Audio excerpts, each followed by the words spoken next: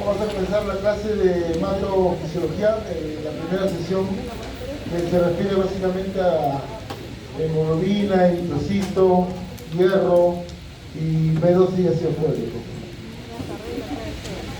Primero comencemos con el ente que contiene todos estos elementos, ¿no? La sangre, ¿no? La sangre, el organismo humano más o menos son 5 litros, de los cuales cerca de la mitad de esta corresponde a agua, ¿no? Si agrupáramos las funciones de la sangre, lo encontraríamos como transporte de gases respiratorios, el nutrimento, metabolitos y hormonas, defensas contra la infección, tengan en cuenta que ahí circulan las inmunoglobulinas y complemento, participa en el mantenimiento de la temperatura corporal, ¿no? Por un sistema de constricción, relajación, y el equilibrio hacia base porque ahí tienen las reacciones de tamponamiento de los buffers, de las proteínas y todo eso, ¿no? Cuenta con un mecanismo integrado para impedir su pérdida, que es la hemostasia, básicamente, que vamos a ver en la clase de plaquetas y coagulación, ¿no? La sangre está constituida por elementos formes en un 45%, plasma en un 55%. Estos medios se pueden separar por ultracentrifugación, ¿no? O sea, el ultracentrifugado va a ayudar a separar estos elementos. Obviamente, pues estamos hablando de cuando hablamos de valores macroclínicos que se separan en 3 componentes, ¿no? El plasma, eritrocitos, una capa espinosa de leucocitos y plaquetas, ¿no?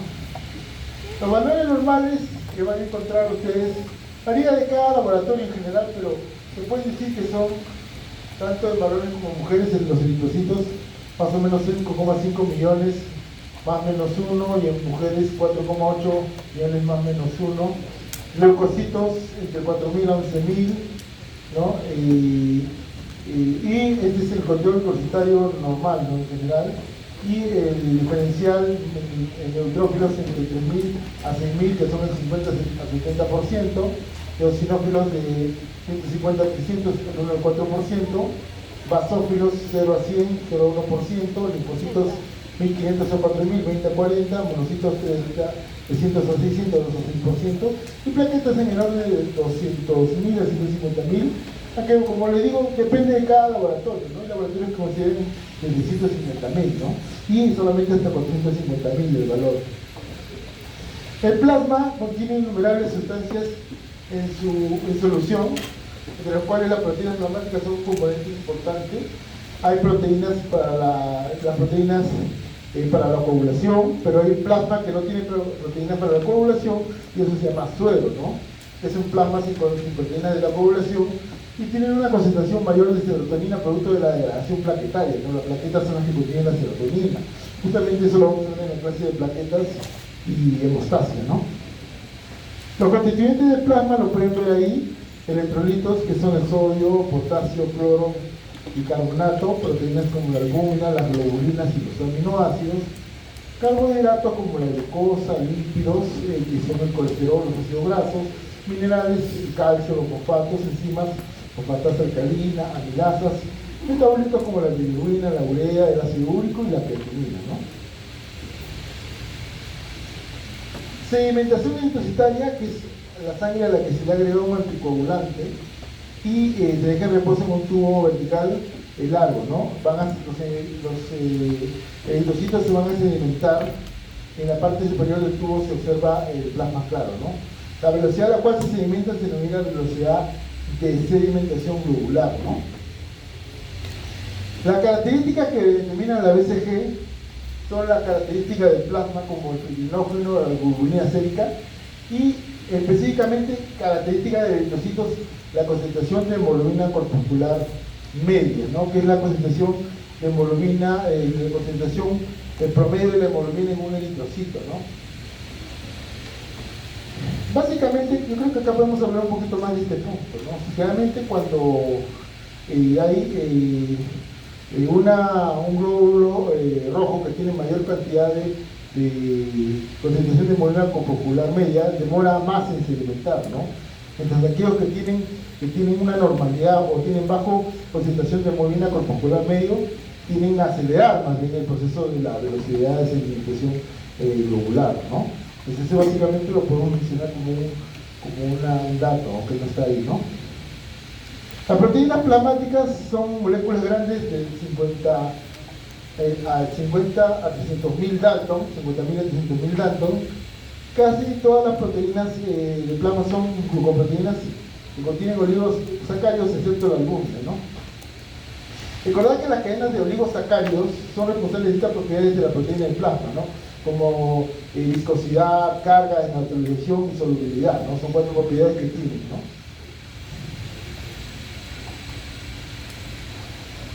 Ciertas propiedades se pueden deber a su tamaño y peso molecular, y otras proteínas del plasma pueden atribuirse a la presencia de residuos polares, ¿no? Su tamaño y peso molecular, o sea, obviamente, pues, por el mismo tamaño de las proteínas no van a ser posible que se ultrafiltren, y eso va a ayudar, pues, a que se mantenga en el intravascular, ¿no? Y los residuos polares, que son básicamente el residuo carbonilo y el amino, que le dan propiedades de buffer o amortiguadores.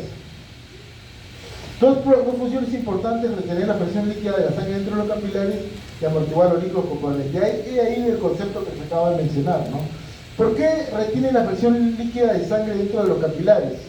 Porque las proteínas, como lo van a ver ustedes en extenso en la clase de nefrofisiología, proveen lo que se llama la presión oncótica, ¿no? La presión oncótica es la presión que permite que el líquido vascular se quede dentro de este compartimiento y no pueda ser filtrado al intersticio, ¿no? Eso es lo que provocaría una entidad que se llama el edema, ¿no? Entonces, esta presión oncótica que ejercen las proteínas plasmáticas es del orden de los 25 milímetros de mercurio, ¿no? Entonces esto permite que la fracción no pase al extravascular, al intersticio, y provoca, pues, una normalidad tanto de lo que es el volumen circulante efectivo, ¿no? Por eso deben haberlo visto en cardio ustedes, ¿no? Y el amortiguamiento de los líquidos corporales, ¿por qué? Porque tiene dos residuos, ¿no? El residuo carbonilo y el residuo amino, ¿no? Entonces estos residuos permiten justamente tener un efecto tampón, ¿no? La interacción entre ambos para poder tamponar ¿cómo se llama? Los elementos ácidos, ¿no? Y básicamente es una molécula anfipática, ¿no? Y el carácter anfipático es lo que da por estos dos residuos, tanto el carbonilo como el amino, para poder ser elemento buffer, ¿no? Si bien recuerdan ustedes de repente el seminario de la parte de gases respiratorios, justamente las proteínas son un componente importante para lo que es la acidosis crónica, ¿no? La acidosis crónica, ¿no? El único elemento que responde ya cuando es un estado más inveterado, ya viene la estructura ósea, ¿no? El hueso participa, ¿no? Etcétera, ¿no? Y luego, incluso la proteína primariamente también podría responder a una acidosis aguda, ¿no? Los tipos de proteínas plasmáticas, vemos ahí lipoproteínas, que son nutrimentos, la amilasa, la fosfatasa alcalina, que son enzimas, hormonas de hipófisis anterior y angiotensina, que son obviamente hormonas, globulinas alfa, que son anticuerpos, fibrinógeno, protombina, fibrinolicina, que son motores de coagulación y fibrinolíticos, albúmina, ceruloplasmina y transferrina, que son moléculas portadoras, la geltosina y la proteína GC, que son quelantes, ¿no? Estos tipos de proteínas plasmáticas que vamos a ver. La síntesis de proteínas plasmáticas, las gamma globulinas obviamente se producen en células plasmáticas, que ustedes están llevando un curso de inmunología. Casi las proteínas plasmáticas se producen en el hígado. La relación entre las proteínas plasmáticas y la dieta, la podemos decir que es necesario aportar los 10 aminoácidos esenciales para que se produzcan las proteínas, ¿no? Las proteínas de origen animal, cuando se ingieren, preferentemente van a sintetizar albúmina, mientras que la de origen vegetal van a sintetizar globulina, ¿no? Y siempre yo cuento la paradoja de que siempre en lo que es anteriormente, sobre todo no tanto ahora yo, soy gastroenterólogo, junto con medicina interna, que es mi otra especialidad, siempre cuando para evitar la hiperamonemia del cirrótico, nosotros al paciente se le indicaba proteína de origen vegetal, porque es el que menos amonio produce, pero es el que produce más globulina. Y en el cirrótico hay un desbalance porque hay una inversión albúmina-globulina, o sea, tenemos mejorando la amonemia, pero seguimos con la inversión albúmina-globulina en el plano netamente del perfil hepático, ¿no? La hematopoiesis, ¿no? En el feto todas las células sanguíneas se originan en el mesénquima, ¿no? Durante los 2 primeros meses de vida fetal, la formación de sangre ocurre en el saco vitelino y a partir de entonces el hígado se convierte en el sitio principal hasta casi el 7º mes, ¿no? Que el vaso tome el comando, ¿no? De una manera muy discreta, sin embargo, ¿no? Después del nacimiento, los elementos formes se forman en la médula ósea y la médula ósea hace una contribución discreta a la producción de linfocitos. Los monocitos se forman en la médula ósea y cierta cantidad en el vaso y tejidos linfóides. Apuntes a tener en cuenta nada más. Sin embargo, cuando tenemos una médula ósea roja que no se puede expandir, se forma lo que se llama la hematopoiesis extramedular, ¿no? Que es la que ocurre fuera de la médula ósea, principalmente en vaso, hígado y ganglios linfáticos, ¿no? Ocurre sobre todo en neonatos, lactantes y niños pequeños, ¿no? O sea, ante una sobredemanda, y esta médula ósea roja no se va a poder expandir, ¿no? Esto se llama hematopoiesis extramedular.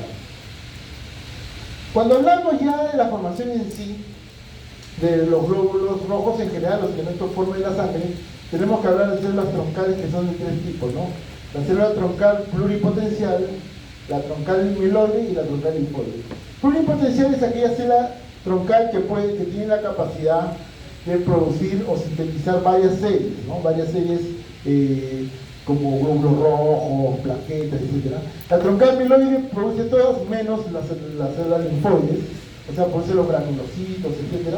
Y la linfoide que solamente produce los linfocitos, tanto B como T, ¿no? Pero cuando uno habla de las propiedades de las células troncales, uno ve 2 tipos de características, la autorrenovación y la diferenciación y compromiso. La autorrenovación quiere decir que puede ser una célula que puede continuamente producir por los elementos mitóticos que tiene, ¿no? Y la diferenciación y compromiso es que se compromete con una línea celular en general y en ese momento hasta agotar eso, ¿no? Pero esta diferenciación y compromiso solamente habla de un momento determinado y en otro momento esta célula troncal puede sintetizar otro tipo de células. Pero cuando ya esta célula solamente se compromete con una línea hematológica en sí, ya se llama células madre, ya no sería una célula troncal. Esa es la diferencia entre una y otra. Y las células madre, también llamadas unidades formadoras de colonia, las células madres, vamos a poner este cuadro un poquito más grande. Las células madre se puede ver acá, ¿no? La célula troncal pluripotencial, que es la que hemos visto, la troncal mieloide, y finalmente se forman este tipo de unidades formadoras de colonia, está en inglés: granulocítica, eritrocítica, megacariocítica, monocítica, ¿no? Entonces, por eso esta sigla, ¿no? Tenemos acá en este extremo la megacariocítica, que obviamente va hacia los megacariocíticos. La célula madre eritroide tiene 2 tipos de elementos, ¿no? La de brotes eritroides, que produce columnas grandes, y la CFV, que está ahí, la unidad formadora de colonias eritrocíticas, que provoca o produce una línea mucho más diminuta, ¿no? En menor cantidad, ¿no? La basófila, la eosinófila, la monocítica y la granulocítica, ¿no? Que es generalmente neutrófilos.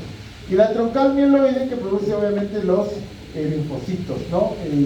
Bueno, acá hay un error que el tipeo es linfoide, que va a producir linfocitos, ¿no? Acá vamos a ver, esa es una corrección. Tienen el cuadro, el original ahí, eso lo vamos a corregir.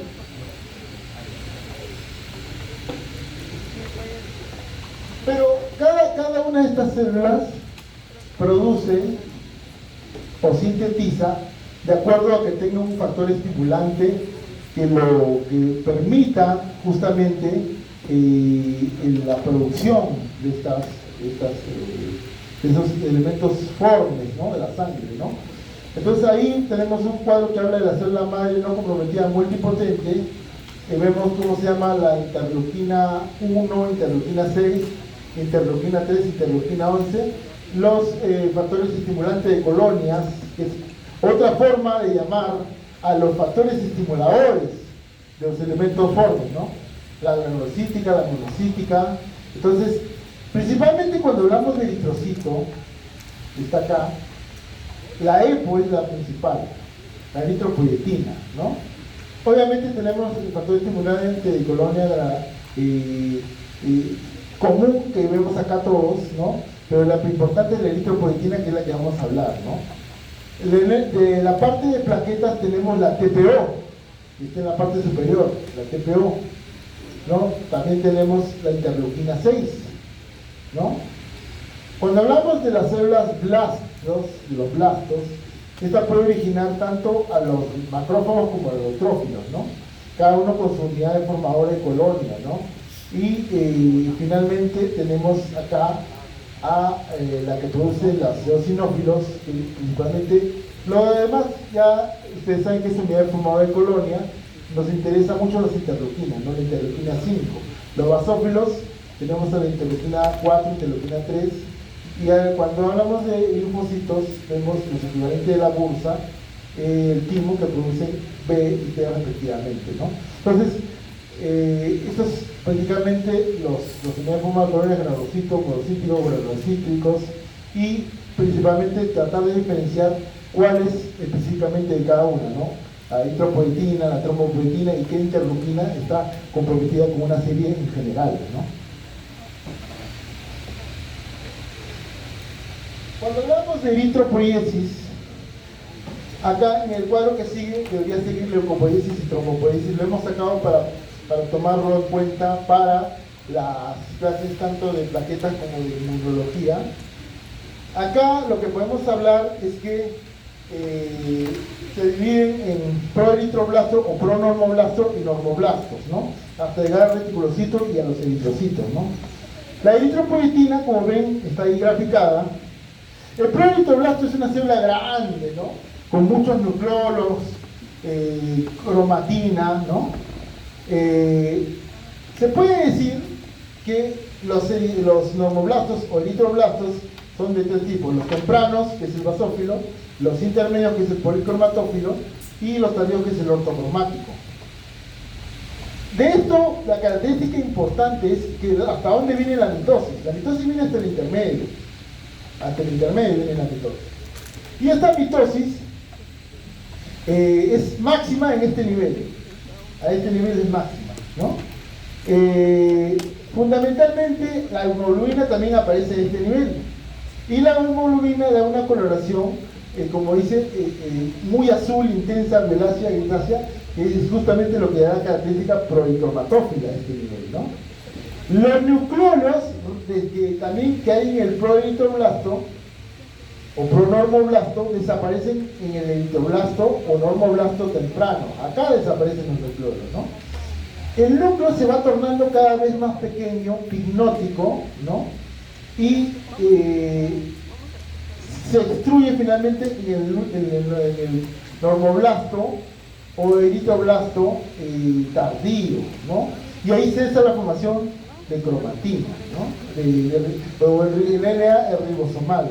En el reticulocito, que es una célula discoide, ya con casi el contenido similar de hemoglobina que el eritrocito, tiene una característica que tiene a la tinción supraorbital, puede dar una malla reticular fina en forma de retículo, ¿no? Entonces, de cromatina. Entonces esto es lo que le da la característica y le da el nombre de reticulocito, ¿no? Que en teoría debe ser de 0,2 a 2% máximo, y que aumentan, ahora lo van a ver ustedes en fisiopatología, aumentan en los procesos de hemólisis, ¿no? Y el eritrocito, que lo ven ahí. Los eritrocitos son células circulares bicóncavas y con forma de disco, carecen de núcleo, mitocondrias o ribosomas, tienen un promedio de vida de 120 días, y el contenido eritrocitario alcanza su máximo valor en el primer día de vida, ¿no? Un contenido eritrocitario alto se denomina eritrocitosis, y se observa en la hipoxia crónica. Acá la característica que podemos hablar de la hipoxia crónica es que al tener muchos eritrocitos vamos a tener una hiperviscosidad y una resistencia al flujo, ¿no? Eso es lo que esa es la característica de la eritrocitosis, ¿no? Obviamente el paciente de altura puede presentar cefalea y todo eso, ¿no? ¿Por qué es importante que la hemoglobina esté en el eritrocito, ¿no?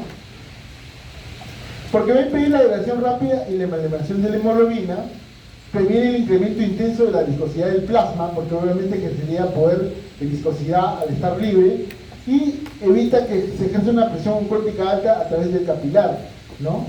Entonces, obviamente, pues, que habría efectos deleterios si es que la hemoglobina estuviera libre.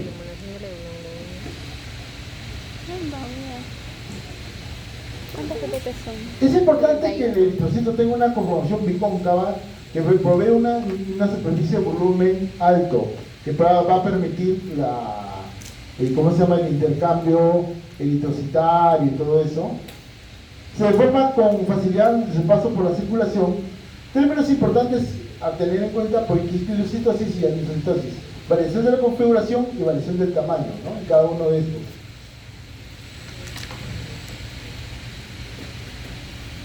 El fenómeno de Rouleaux, dentro de un vaso sanguíneo en ausencia de flujo importante, los glóbulos rojos tienden a apilarse, ¿no?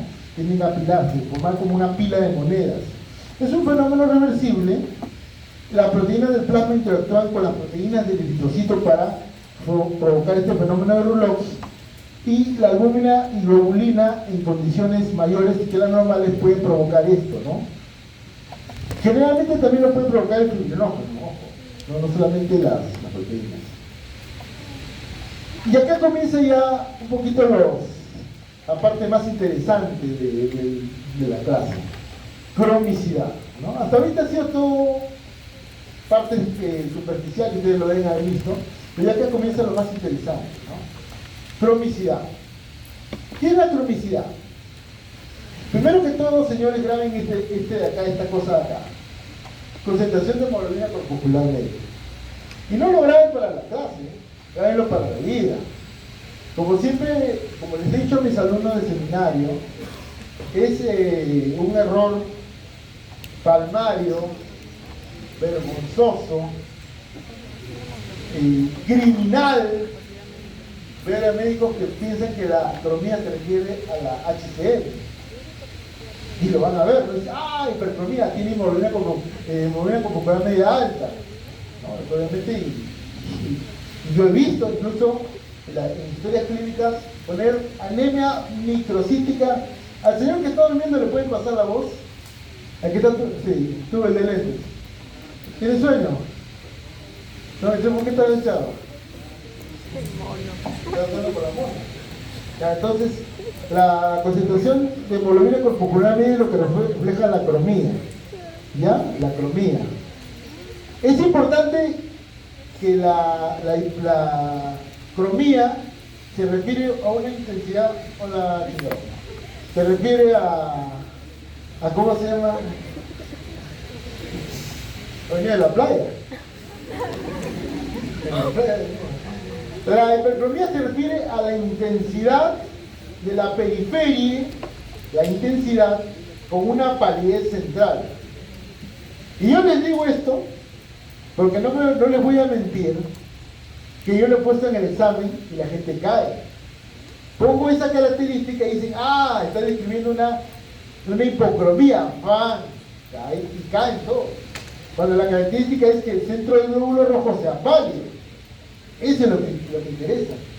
Entonces tenemos tres términos acá: normocromía, hipocromía e hipercromía. Ya, el último término es ambiguo. La normocromía es obviamente un glóbulo rojo que tiene una conformación típica de intensidad periférica con palidez central. La hipocromía es obviamente una pérdida de la tinción. La pérdida de tinción, característicamente una concentración de hemoglobina corpuscular media baja, menor de 32 según la mayoría de parámetros. La hipercromía, más que hipercromía, o sea, la hipercromía técnicamente hablando, es un glóbulo rojo grande que no permite diferenciar la palidez central. No permite diferenciar la palidez central, ¿no? Generalmente se presenta en algunos tipos de anemia, ¿no? Pero no necesariamente todo. Por ejemplo, los megaloblastos de la anemia megaloblástica son glóbulos rojos grandes, pero no se pierde la palidez central. En entidades como la esferocitosis hereditaria, hay un aumento incluso del glóbulo rojo, pero sí hay un aumento de la concentración de hemoglobina corpuscular media. En buenos términos, se podría decir que el término hipercromía es ambiguo y se prefiere solamente mencionar que hay un aumento de la concentración de hemoglobina corpuscular media, porque no se suele llamar anemia hipercrómica, no se suele llamar. Y acá comienza, acá viene lo bueno ya. Acá sí ojo al piojo todos. 3 términos que van a manejar en su vida y espero que lo manejen bien: volumen corpuscular medio, hemoglobina corpuscular media y concentración de hemoglobina corpuscular media. El término volumen corpuscular medio, pero antes de hablar de esta cosa, vamos a hablar del valor hematocrito mejor, para que lo entiendan. El valor hematocrito se caracteriza justamente por el famoso centrifugado en un tubo de 100 mililitros de sangre, ¿no? El valor hematocrito, y estoy hablando de valor hematocrito, ojo, todavía no estoy hablando de hematocrito. El valor hematocrito se caracteriza justamente por eso, ¿no? Un centrifugado donde la porción de eritrocitos es la que se mide en porcentaje. Tenemos también el plasma y una capa espumosa de leucocitos y plaquetas. Y eso era lo que se reflejaba el valor hematocrito. Pero actualmente, con medios de laboratorio, se calcula el valor hematocrito en base a una muestra de sangre y el valor del volumen corpuscular medio. Por eso el valor, ahora el término se debe decir hematocrito. Entonces, este hematocrito tiene 2 características que pueden ser engañosas, ¿no? Porque el hematocrito, y esto le he preguntado a los alumnos en virtual, en presencial, y siempre les he dicho, a ver, ¿en qué momento el hematocrito es falsamente alto o falsamente bajo, ¿no? Entonces, falsamente alto puede ser cuando tú tienes pues un derrame intestinal, ¿no? Tienes una diarrea, ¿no? Porque te comes un tallarín de 7 colores, te vienes en diarrea y tu intravascular disminuye. Y como disminuye el intravascular, va a parecer que tienes mucho hematocrito. Y la hemodilución, ¿no? De repente pues te sobrehidratan y todo, ¿no? Realmente puede pasar, por ejemplo, cuando hay líquido de reanimación. Entonces ahí puedes tener un hematocrito falsamente bajo, ¿no? Pero sin irnos muy lejos, ¿quién podría tener un hematocrito falsamente bajo también? Las embarazadas. Porque la embarazada tiene hipervolemia. Y esa hipervolemia puede deberse justamente porque la embarazada tiene un aumento de volumen cíclico hormonal en el embarazo, ¿no? Y ahora sí, hemoglobina corpuscular media. Buenas noches. Hemoglobina corpuscular media se refiere al valor promedio de hemoglobina, ¿no? Primero volumen corpuscular medio. Volumen corpuscular medio, volumen promedio de la hemoglobina.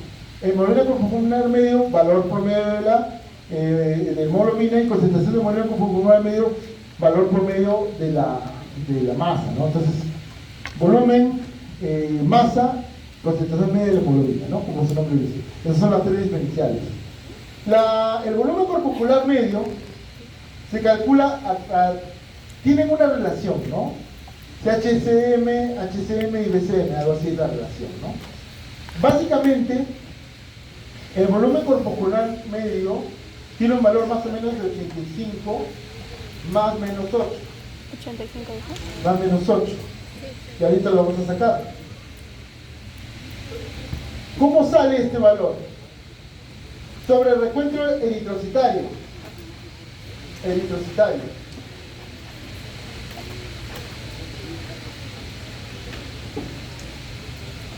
Y valor promedio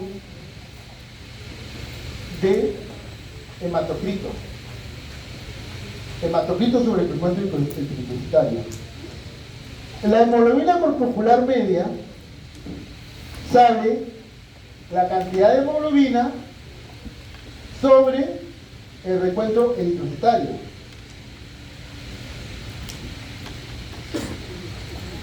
Más o menos el valor es 30 más menos 2. ¿Cuánto es la unidad acá? Pentolitros. Acá picogramos, ¿no? Y la concentración de hemoglobina corporal media, que es el valor de la hemoglobina sobre el hematocrito. Más o menos 33 más o menos 3 gramos por mililitro, ¿no? ¿Cómo salen estas chingaderas, no? Más o menos tú tienes 45 de hematocrito, más o menos tienes 5 por 10 a la 12, un millón, sale esto, y lo sacas, ¿no? Un problema difícil para que lo saquen, porque no le van a dar la posibilidad de calculadora, ¿no? Pero este sí lo pueden sacar, me pasa igual. Porque si yo les digo 15 de hemoglobina y les digo 45 de hematocrito, ustedes sí lo pueden sacar. Entonces sacan 15 gramos por decilitro sobre 0,45, porque lo tienen que hacer en decimales, y ahí sacas el valor. Y ahí sacas, no se ve. Ya, delegado, ¿dónde está el delegado? ¿Qué hacemos? ¿Qué hacemos con la tribuna? No, vamos a hacer algo más práctico, vamos a hacer un Word mejor. Claro. ¿Cuál es la fórmula? Hemoglobina sobre cantidad de eritrocitos. ¿En los dos? No, pero mejor sería un Word, ¿o no?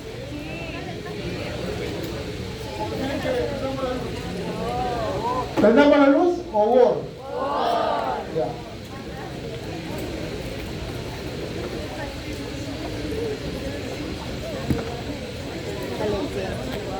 Oh, no. Sale muy rápido. Ya, a ver. Estamos con el volumen corporal medio, ¿no? Volumen corporal medio, creo que... Vamos a ver para aumentar la letra. Ya, vamos a ver. Volumen corporal medio es igual a, ¿qué les dije? Valor hematocrito. El valor hematocrito sobre conteo eritrocitario, ¿no? Eritrocitario. Ya, entonces, en el examen, porque eso es lo que quieren escuchar ustedes, en el examen, por ejemplo, podría venir 45%, déjense saludar, ya, 45% de, ¿cómo se llama?, de hematocrito, y 5 por 10 a la 12 por millón de ¿cómo se llama?, de batidos, ¿no? Pero eso sería pues engorroso, pues, ¿no? No es práctico. Lo que les podría preguntar ahí es la fórmula, ¿no? Hemoglobina corporal media es igual a hemoglobina sobre conteo eritrocitario. Igual, les doy el valor de hemoglobina y todo eso, pero también es engorroso para el examen. Lo que sí les puedo preguntar es concentración de hemoglobina corporal media, porque es el valor de hemoglobina sobre valor hematocrito, ¿no? Entonces yo le puedo poner un problema así: 15 gramos por decilitro de hemoglobina y el señor tiene 45% de hematocrito. ¿Cómo lo sacan? 15 sobre, lo tienes que convertir a decimales, 0,45. ¿Cuánto sale? A ver, delegado, ¿cuánto sale ahí? Al toquepala, hilo y cuajona. Si no, la delegada general, ¿dónde está la delegada general? Por ahí debe estar por ahí metida, agazapada, escondida. No la veo por ahí en la delegada general. ¿De cuánto, delegado? Ya, 23,3, gramos por decilitro. Eso sí le podría preguntar en el examen, por ejemplo. Eso sí le podría preguntar. ¿Ya? O le podría preguntar los valores, ¿no? 85,8 pentolitros, el primero, BCM, 30, más menos 2, figuramos en la hemoglobina corpuscular media, o el valor que acaba de decir Álvaro es el valor real, ¿no? 33,3 más menos 3, ¿no? Entonces, ese es el valor real. Entonces, básicamente, esos son las constantes corpusculares que ustedes tienen que manejar de por vida. De por vida.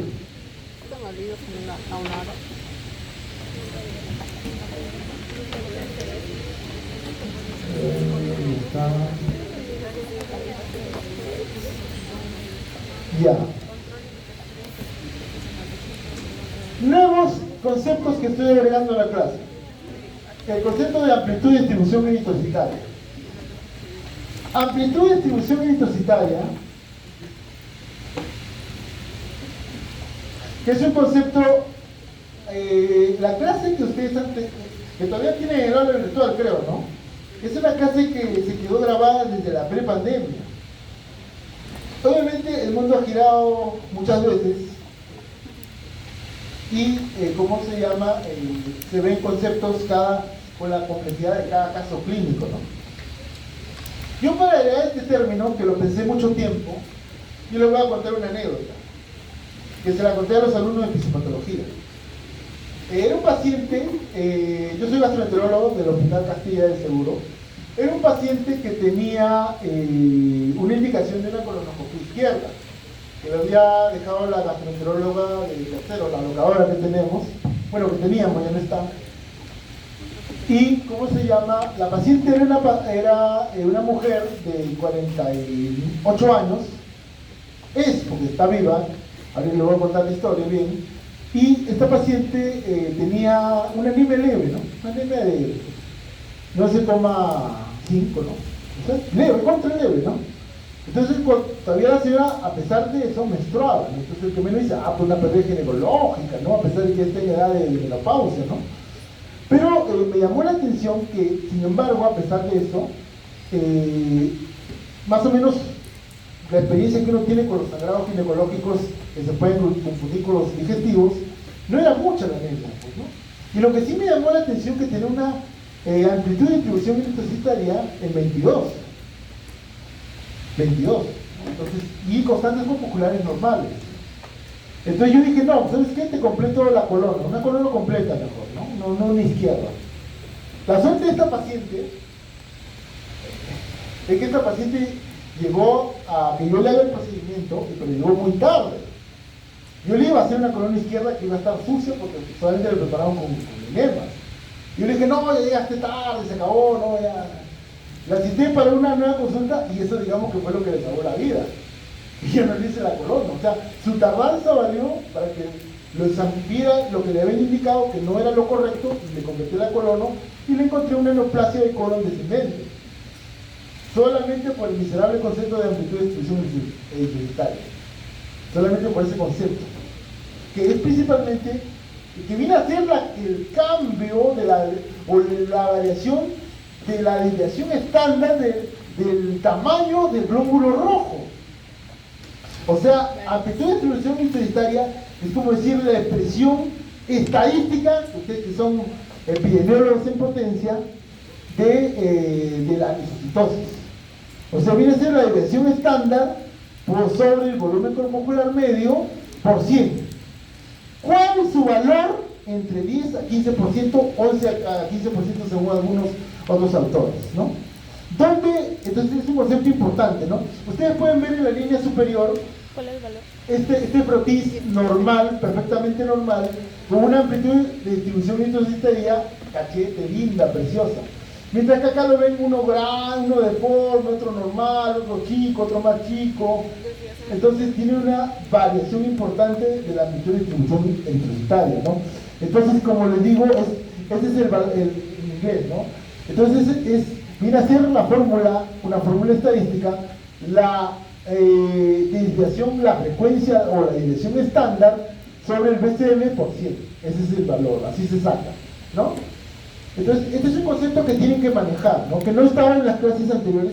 La mayoría incluso van a encontrar artículos, este es uno de los artículos que menciona, que amplitud de distribución estadística es un concepto poco manejado por clínicos que simplemente ven el hemograma, ven R y no le hacen caso, ¿no? Incluso se ha tomado ya como parámetro para enfermedad cardíaca, enfermedad coronaria, preeclampsia, o sea, lo han tomado como varias indicaciones, ¿no?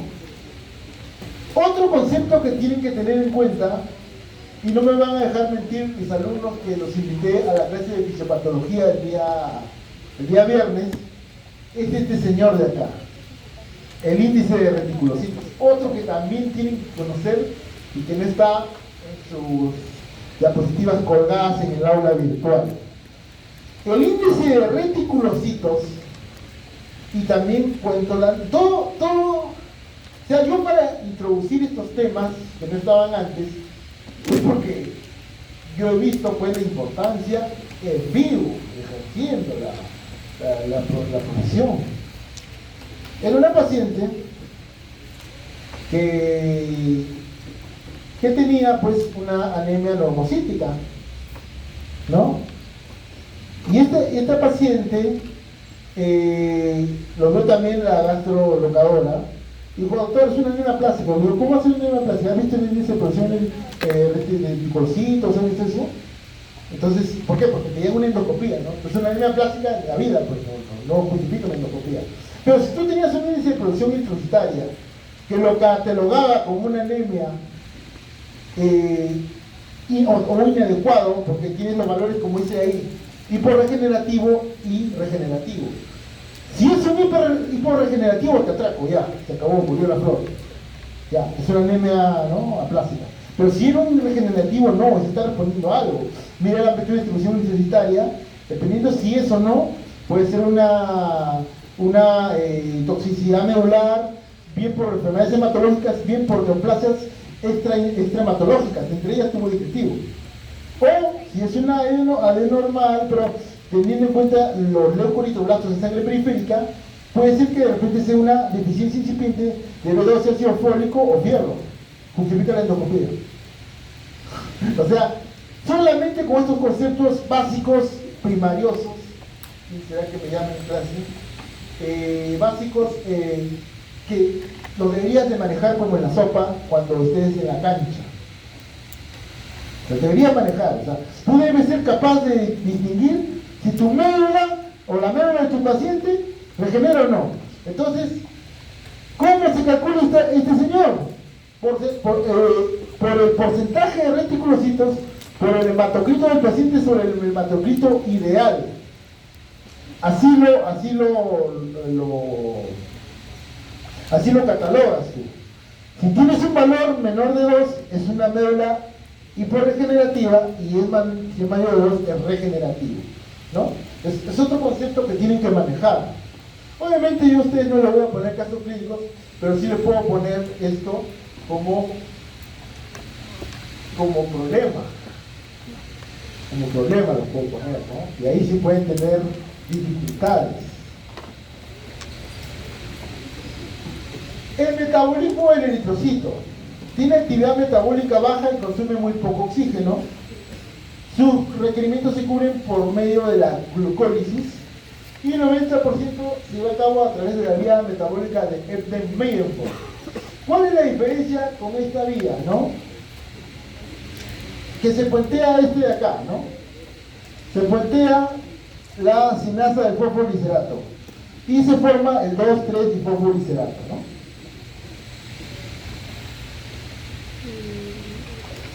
Antes de pasar a la vía de las pentosas, hablemos un poco del 2,3-difosfoliserato.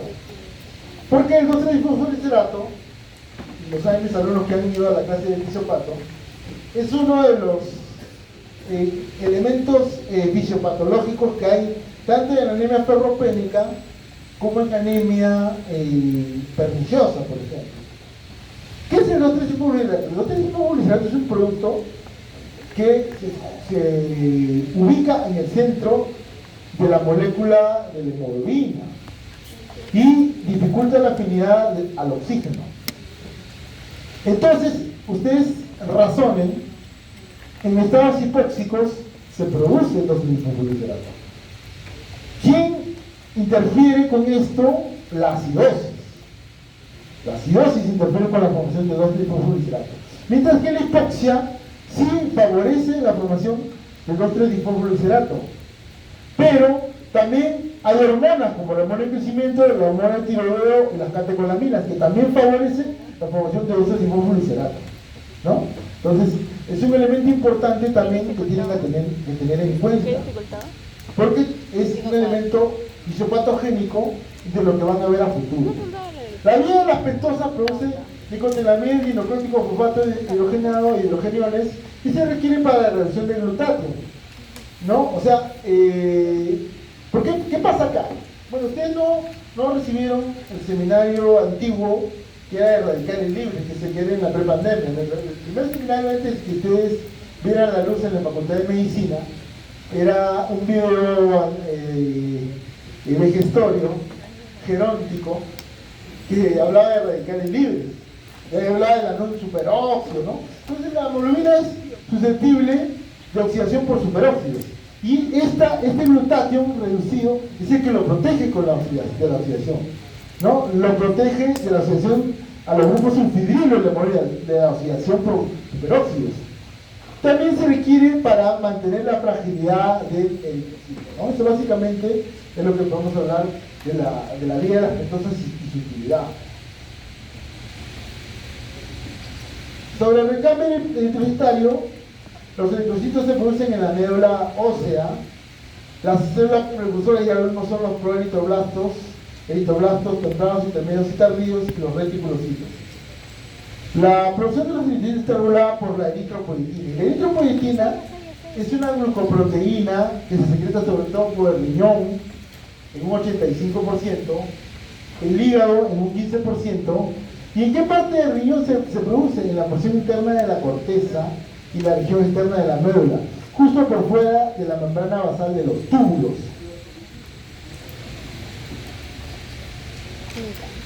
La eritropoietina actúa sobre las células de la médula ósea, hígado, vaso y el mesénquima incluso del embrión y todo, para provocar esto, ¿no?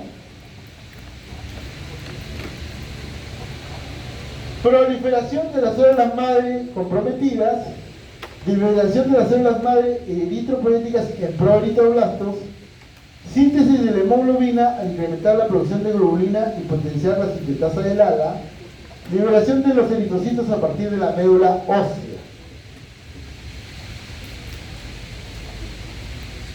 ¿Quiénes favorecen la secreción de eritropoietina? La hipoxia, la alcalosis, hormonas como la hormona de crecimiento, prolactina, tiroideas, catecolaminas, corticosteroides y andrógenos y productos de la hemólisis, ¿no? Todo eso favorece, ¿no?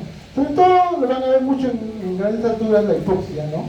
Es lo que favorece, ¿no? Entonces, el otro día mis alumnos decían, no, doctor, nosotros vamos a resolver sus preguntas de mato porque hay banco, ¿no? Hay banco, dice. Ah, tienen banco. Bueno, una pregunta que viene del banco es la clásica, ¿qué factor común hay entre secreción de EPO y 2,3-hipoglicerato? Es una pregunta que siempre hago. Bueno, yo no la haré porque ustedes ven banco, dice, ¿no? Que ya no la haremos ya. Banco, dice. Pero qué cajero.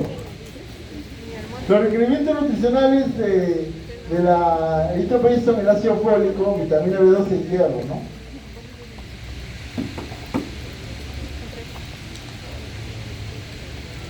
La destrucción de los eritrocitos, alrededor del 9% de los eritrocitos se eliminan todos los días en dispersión por acción de los macrófagos en las paredes de los eritrocitos.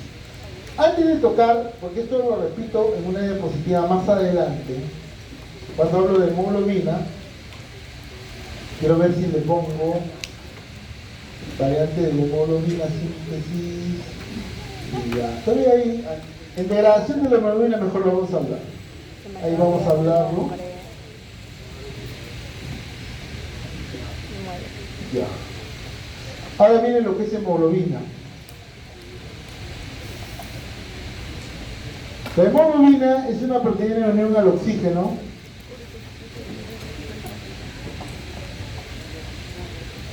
proteína de unión al oxígeno que se encuentra en el citoplasma de los eritrocitos. Transporta el oxígeno a partir de los pulmones y el CO2 de la circulación a los pulmones para su intercambio para lo que es la hematosis. También contribuye en la capacidad de amortiguamiento.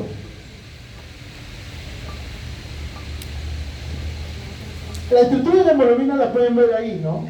Es básicamente 4 cadenas polipeptídicas, alfa y beta, alfa de 141, beta de 146 aminoácidos, constituido por grupos carbonilo terminal y NH intermedios, ¿no? Carbonilo y amino intermedios, ¿no? Entonces, tienes también las moléculas de acá en este gráfico del hemo, ¿no? Que tiene básicamente las posiciones en la cadena alfa llamadas F7 y F8, ¿no? Y en la cadena beta también, ¿no? Entonces, justamente por la unión de los residuos de COH y NH2 se forman puentes de sal. Estos puentes de sal son importantes para lo que son los fenómenos de tamponamiento o liberación de hidrogeniones que van a ver, ¿no? La molécula ferriemo, que ven acá, que es hierro más el hemo, ¿no? Que va a ser importante cuando hablemos de degradación de la hemoglobina.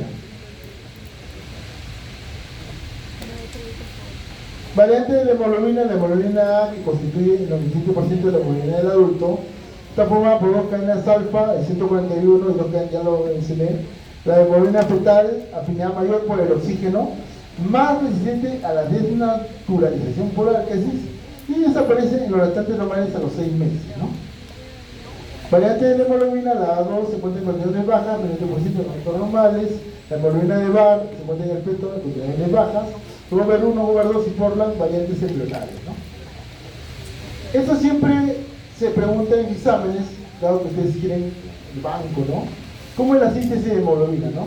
Se forma por la condensación de succinilcoenzima A con glicina y una unión que tiene que ver con fosfato de piridoxal, ¿no? Se forma el ácido alfa amino beta cetoadípico y esto tiene que sufrir degradación a nivel citosólico por la sintetasa del ALA para producirse ácido gamma amino nebulínico, el ALA. Esta de acá es el paso limitante para la síntesis de hemoglobina. Paso limitante, ¿no? La sintetasa, o sea, la sintetasa del ALA acá viene a ser el paso limitante, ¿no? Una vez que esto se forma, el ácido, el ALA, ¿no? El ALA en buena cuenta, todas las moléculas de ALA sufren la condensación por medio de la deshidrataza de ALA. Esto ya a nivel de la mitocondria, esto de acá es citosol hasta acá, y esto ya por mitocondria, para formar el porfobirinógeno, ¿no? El porfobirinógeno se unen 4 moléculas para formar el 1-porfobirinógeno 3, los cuales sufren descarboxilación por la descarboxilasa del 1-porfobirinógeno de residuos acetato para formar metilo, ¿no? Eso es lo que pasa.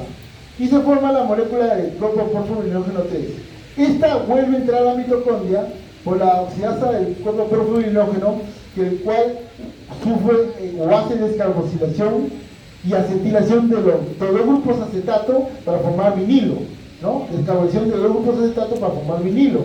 Y se forma el porfobirinógeno 3 por medio de la acidasa del porfobirinógeno, que comprende protoporfirina 3, la cual al final el paso es que el hierro de la por medio de la ferroquetalasa se une a la molécula del hemo, ¿no? Ese sería el paso para la síntesis de la hemoglobina, ¿no?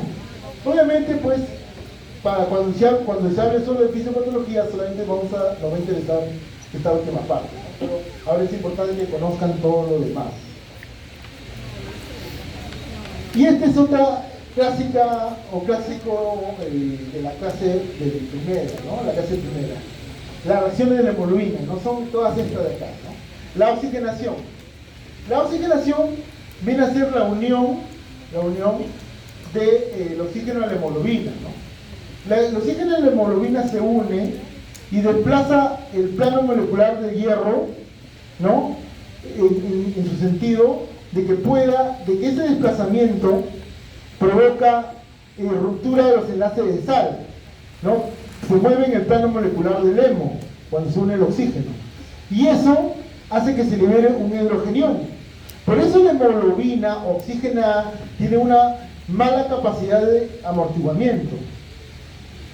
Conforme se van uniendo más moléculas de oxígeno, se aumenta la afinidad de la siguiente molécula. Se pueden unir 4 moléculas de oxígeno a la hemoglobina, y eso se llama la cinética cooperativa de unión, ¿no? El amortiguamiento de hidrogeniones, ojo que hay cadenas NH y carbonilo. Cuando hay un amortiguamiento de hidrogeniones, ¿qué pasa? El hidrogenión entra a la hemoglobina y se une al NH2 de las cadenas intermedias de histidina, ¿no? Y se forma el NH3, ¿no?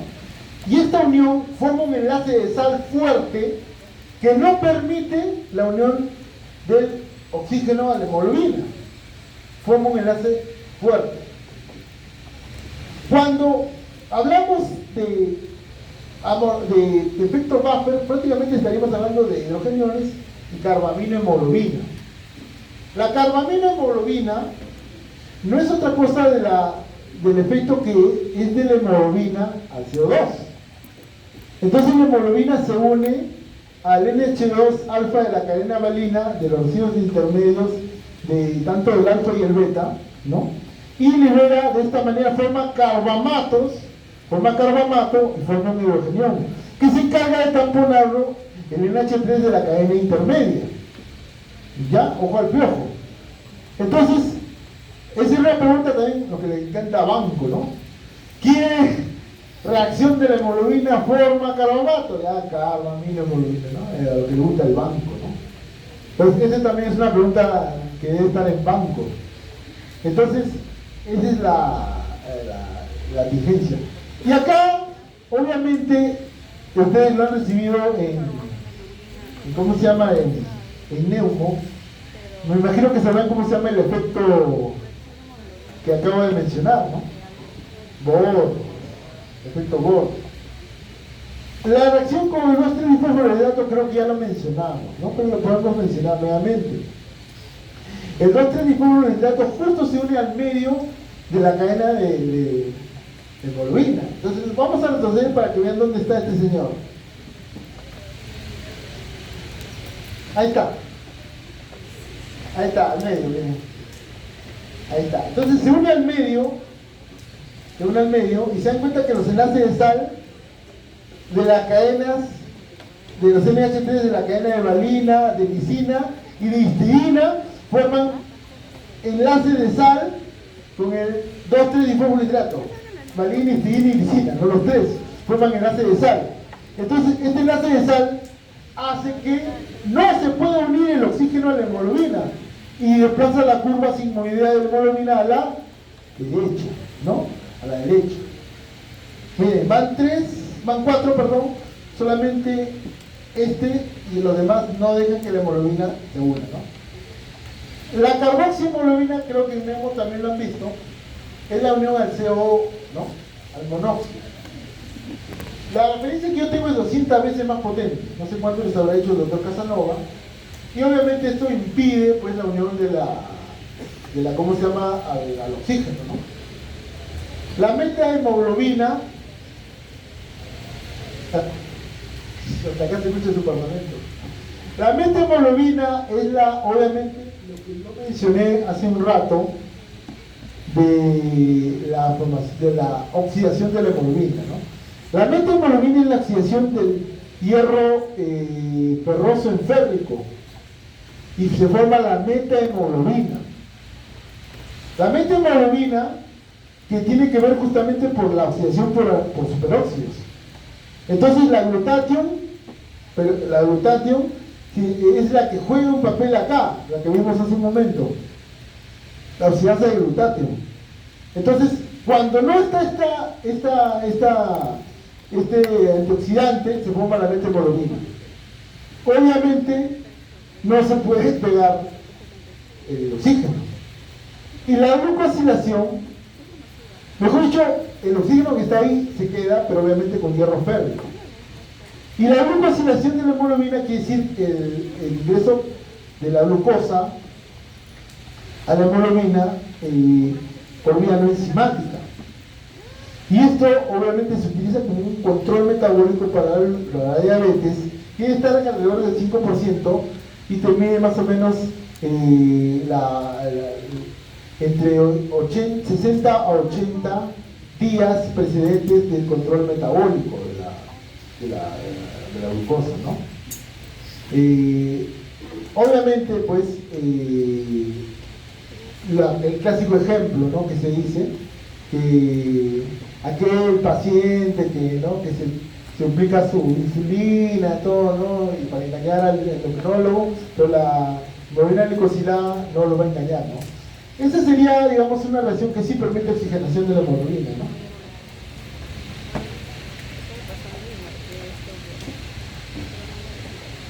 Cuando hablamos de degradación de la hemoglobina, acá sí podemos mencionar dos aspectos, ¿no? Hablamos de la degradación primero hablemos de la degradación del glóbulo rojo desde el punto de vista de la hemólisis extravascular y la hemólisis intravascular. La hemólisis extravascular es la clásica que viene por el antiguo sistema retículo endotelial, que ahora debería llamarse sistema fagocítico mononuclear. Obviamente, esto va a ocasionar la liberación de ¿qué? De bilirrubina, ¿no? Y todo el proceso de lo que es, que ustedes ven ahí, ¿no? La biliverdina, ¿no? Primero la hemosigenasa, la bilirrubina reutasa, que se convierte en bilirrubina directa. Después hay, ¿cómo se llama? La glucuronización por la glucoronisa transferasa a nivel hepático y todo, ¿no? Lo clásico. Pero cuando hablamos de hemólisis intravascular, es la degradación o la ruptura del glóbulo rojo a nivel del vaso sanguíneo.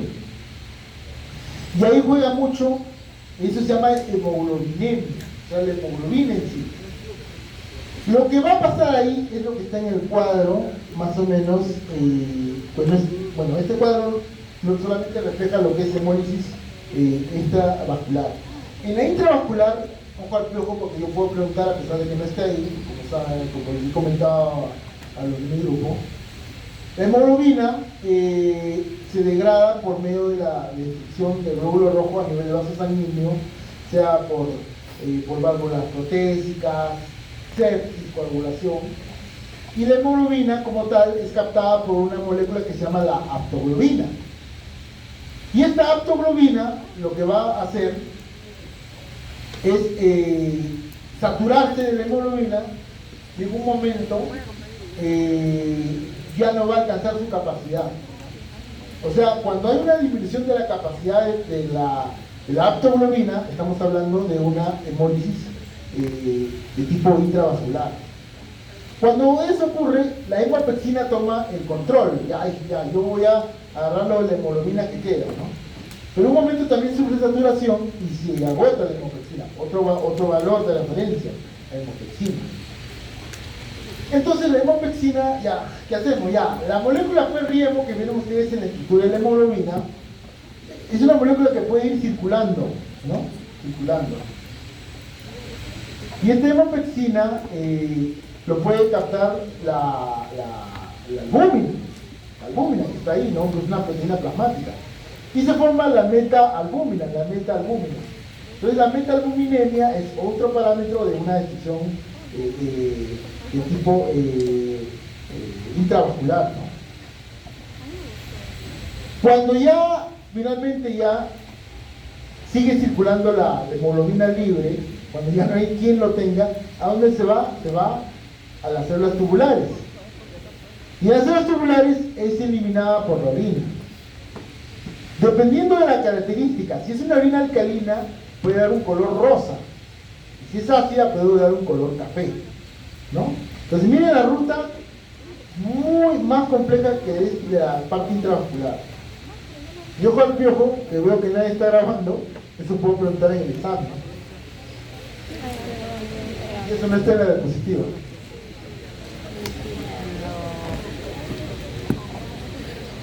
Factores prematógenos. El hierro, ya para ir acabando.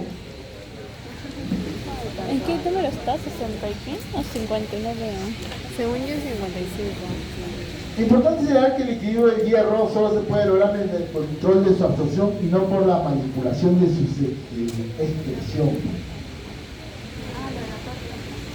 La absorción de hierro ocurre casi en su totalidad en el duodeno. ¿Y dónde más? ¿Quién sabe? En el yeyuno, ¿no? Según el artículo que han leído también. En condiciones normales, solo el 5% del hierro que se ingiere se absorbe. El hierro de la dieta no contiene M, se ingiere sobre todo en forma de sales insolubles y en una forma dietética. En ese articulito, que sí es uno de los artículos que digamos tiene mucha validez actual, está todas estas sustancias que están acá, ¿no? Básicamente, lo del hierro, tenemos la forma hemínica y la forma no hemínica o iónica, ¿no? Que es 90% sobre el 10% que es la otra, ¿no? Lo que se menciona acá en el artículo, estamos a ¿cuántos días de seminario? 4, ¿no? 3 días, estamos mal. Básicamente, la absorción de hierro no hemínico no tiene, ¿cómo se llama? Transportador, ¿o sí? Se menciona que el HCP1, ¿no? Pues se ve esto que es, como dice ese artículo, es dependiente de folatos, ¿no? Entonces, más bien el hierro iónico, o el hierro en general, ¿ya? Para no ir tanto, y después para explicar los gráficos, tiene que ver con la conversión de la parte ferrosa en férrica. Perdón, al revés. Férrica en ferrosa. ¿A través de quién? De la enzima citocromo B-duodenal, ¿no? Y una vez que ocurre esto, tiene que ser transportada por el transportador de metales bivalentes, el DMT1, ¿no? Una vez que ocurre esto, cuando en los estados de deficiencia de hierro, los elementos respondedores de la hipoxia, los HIFs, ¿no? Aumentan la expresión tanto de citocromo B-duodenal como de DMT1, ¿no? El DMT1, que es un transportador de hierro conocido, está acoplado o depende mucho de la de los protones, la protonización del medio, ¿no? Se menciona que los antiácidos pueden interferir por este motivo con la función del hierro. Eso está principalmente en esta diapositiva, ¿no? Ahí está todo lo que hemos mencionado, ¿no? Porque ahí está el DMT1, y este que, como le digo, se postulaba que era para el hierro tipo hemínico. A su compañera que está durmiendo le pueden pasar la voz. Sí, tú. ¿Por qué te digo? ¿Ya? Entonces, ya sabiendo eso, otro elemento importante que tienen que saber es el que controla el ingreso del hierro, ¿no? Obviamente pues el hierro pasa y se acumula por medio de la ferritina, seroflamina, básicamente se forma una apoferritina, ¿no? Porque es una la ferritina o el depósito, ¿no? Cuando uno habla de hierro, y prefiero mencionarlos, un momento, voy a responder para que no me estén llamando.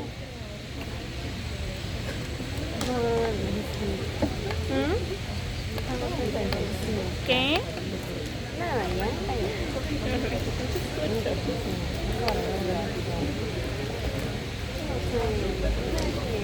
tampoco me perdí. Entiendo ciertas cositas y luego me pierdo.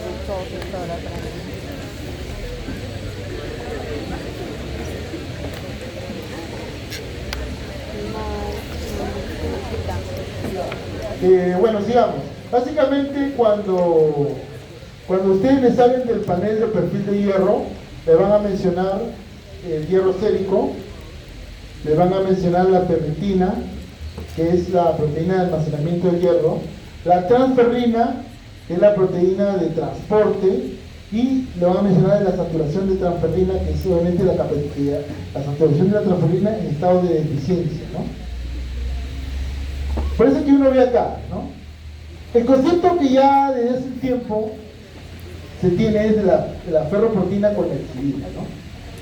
La hexidina, que es una sustancia producida preferentemente, pero no exclusivamente en el hígado, ¿qué es lo que va a hacer con esta proteína o esta sustancia transportadora, que viene a ser como la abertura, ¿no?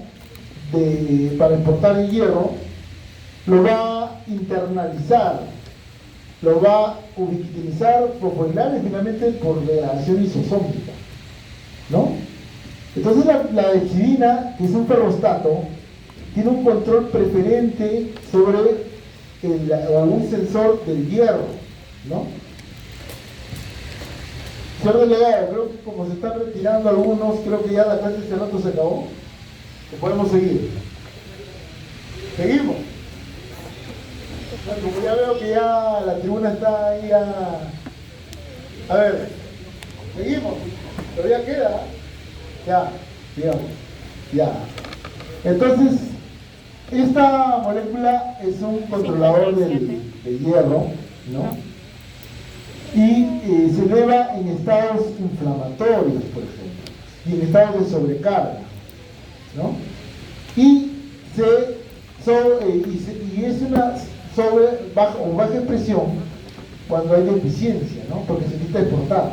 Ahí ven, de acuerdo a requerimientos de hierro, inflamación y la entrega, ¿no? O el contenido de hierro intra y extracelular, ¿no? Entonces, la ferroportina, dependiendo de que no hay hexidina, va a ser bloqueada, ¿no?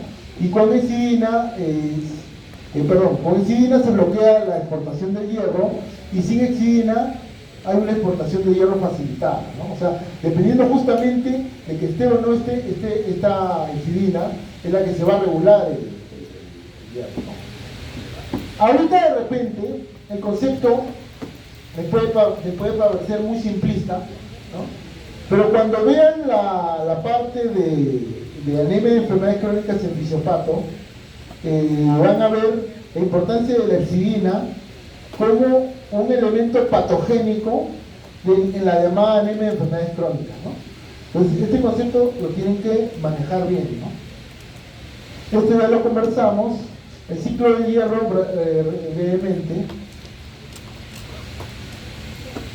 Bueno, el ciclo de hierro, ven cuánto de hierro entra, ¿no? Cada día se necesitan 30 miligramos de hierro, que van a los matrópodos, sinusoides, y el hierro de la dieta y todos los destinos que ven ahí en la parte superior, ¿no? Y es de la molécula de apoferritina con sus componentes. Bueno, se ha repetido esto. La proteína es lo que estuvimos hablando, ¿no? Las proteínas,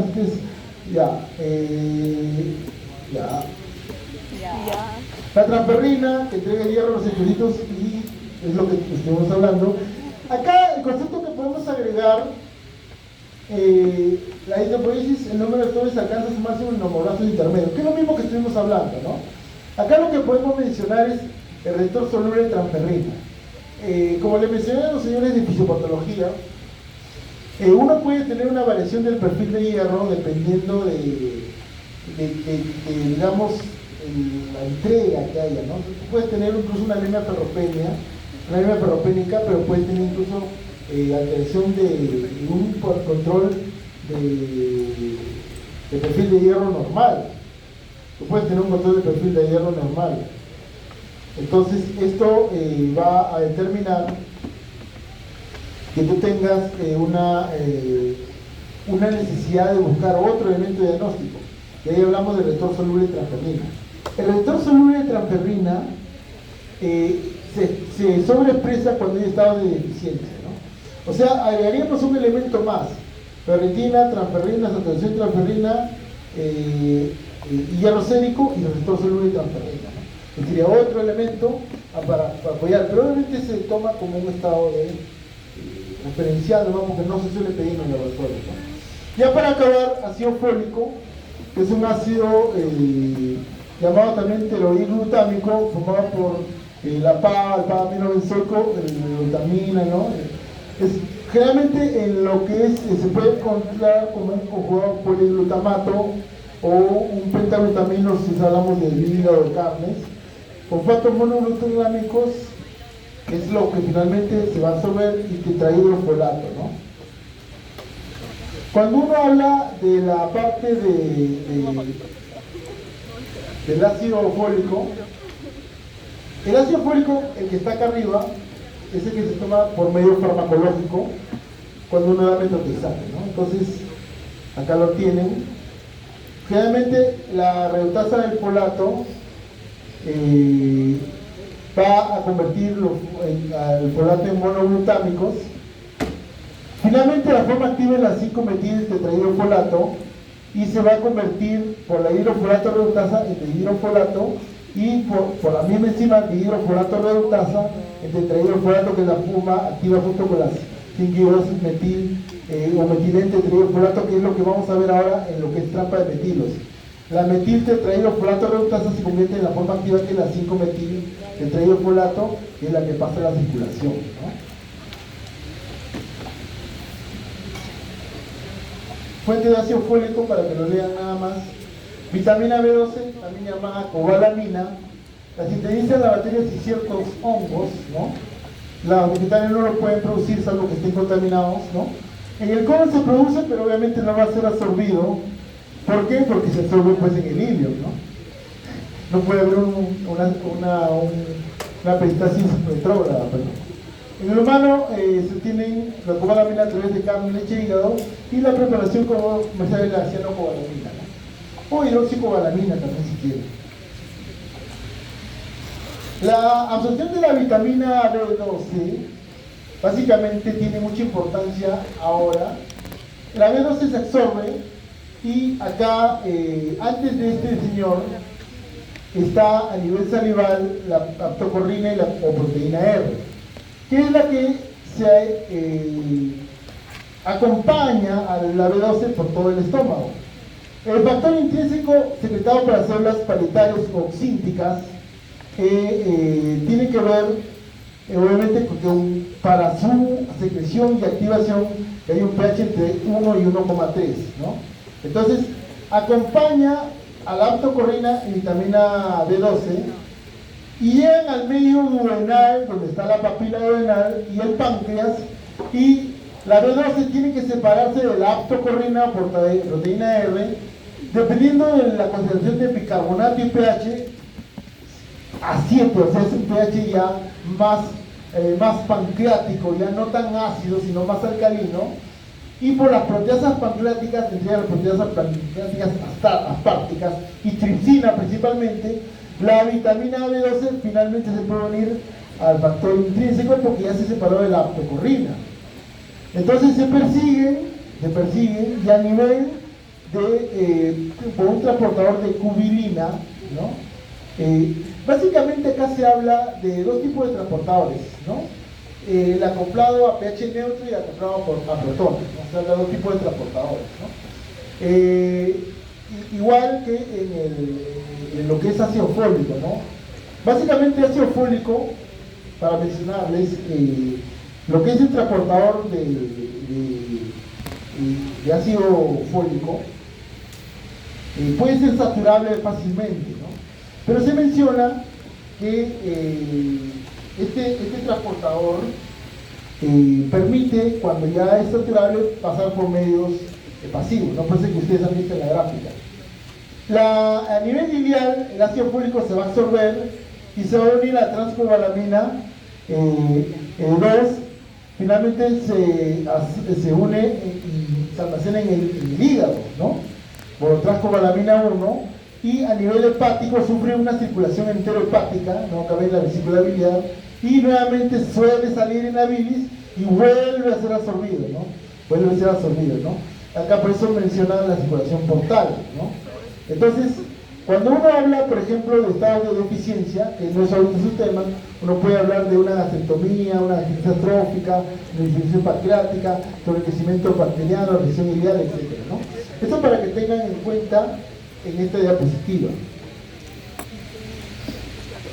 Fuentes nutricionales para que lo revisen, y ya para acabar la parte final de lo que es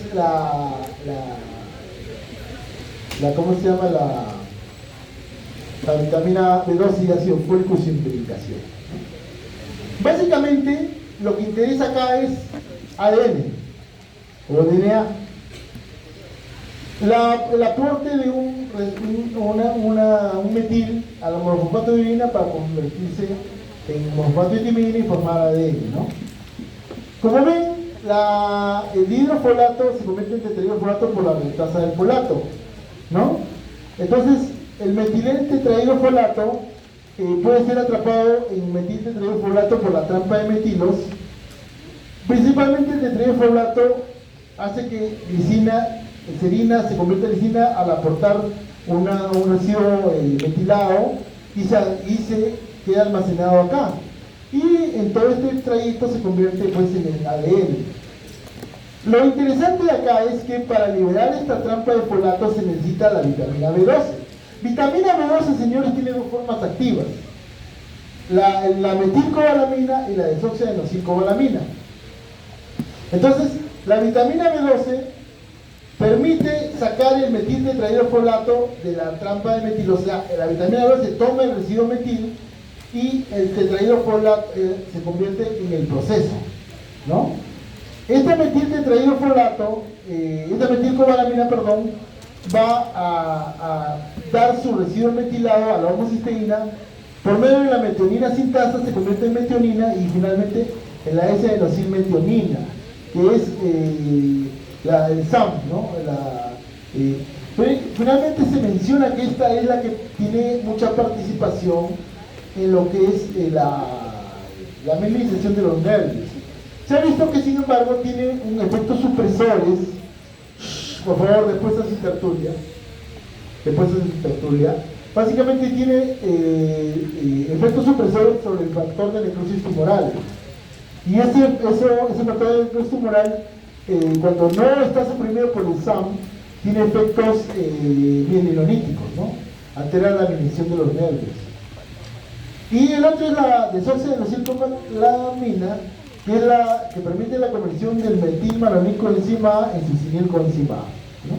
Básicamente, en estado de deficiencia, que se ve una hiperhomocistinemia, ¿no? Una hiperhomocistinemia.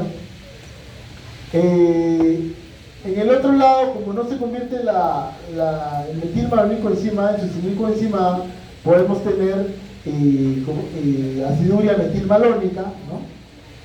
Obviamente, pues, lo que suple cuando hay una deficiencia de vitamina B12 puede ser que indirectamente haya una deficiencia de ácido fólico, porque no se permite liberar de la trampa de metilos o folatos, pero con el ácido fólico suplementario se puede incluso corregir la anemia megalográfica que se forma, pero no se corrige, ¿cómo se llama?, los desórdenes neurológicos producto de la ausencia de SAM, ¿no? Y eso sería todo. Muchas gracias, señores.